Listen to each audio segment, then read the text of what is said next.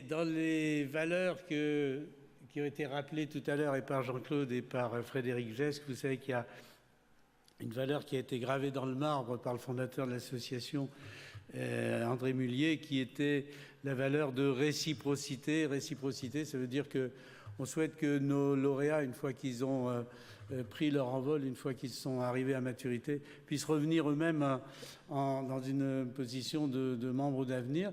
Et donc on a demandé à l'un d'entre eux qui nous a fait ce plaisir de venir témoigner. Et donc j'appelle Pierre Guillet à venir nous faire un petit témoignage sur le thème de la réciprocité. Merci Pierre.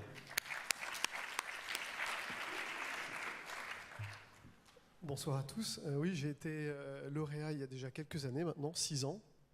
Et je n'avais pas mesuré à quel point la notion de gratuité était complémentaire de la notion de réciprocité.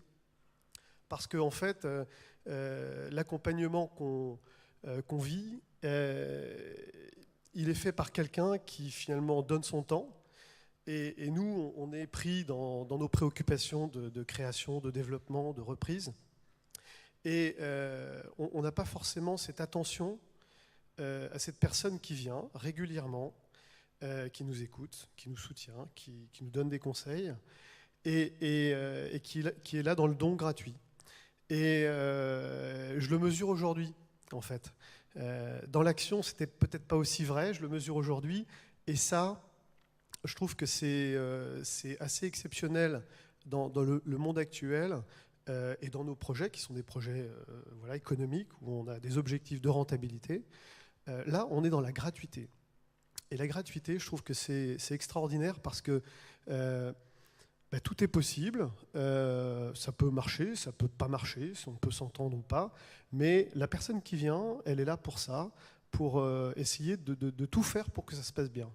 Et voilà, je vous engage à porter attention à la personne qui va vous accompagner, parce que elle a de vraies dispositions pour vous aider. Et je préfère essayer de vous donner ce petit conseil au départ, parce que c'est peut-être un gage de succès de votre projet. C'est de savoir justement profiter de cette occasion qui vous est donnée. Voilà. Merci Pierre. Et tu nous dis-nous 2 mots de ta société ou de tes sociétés. Quel est ton effectif aujourd'hui? Un ordre de grandeur de chiffre d'affaires? Moi, j'ai repris une entreprise.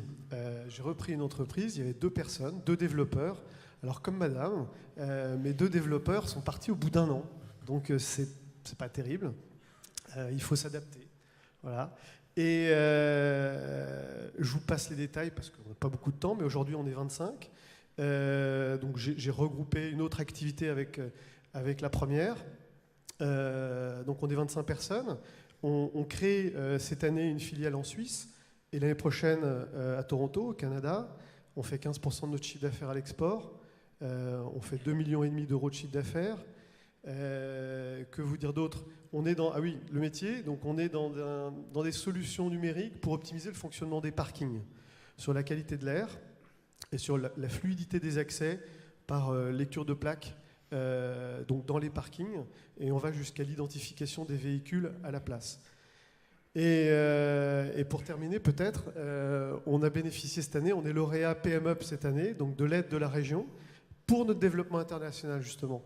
Et donc, ce qui est intéressant, c'est que c'est pas des aides dont on profite, entre guillemets. Moi, je trouve que ce qui est bien, là aussi, ça va aussi dans l'esprit de ce que j'ai évoqué tout à l'heure, c'est que la région va mettre 1 euro quand nous, on aura dépensé 1 euro pour élaborer, construire notre stratégie de développement international. Et ça, je trouve que c'est sain. Merci beaucoup, Pierre.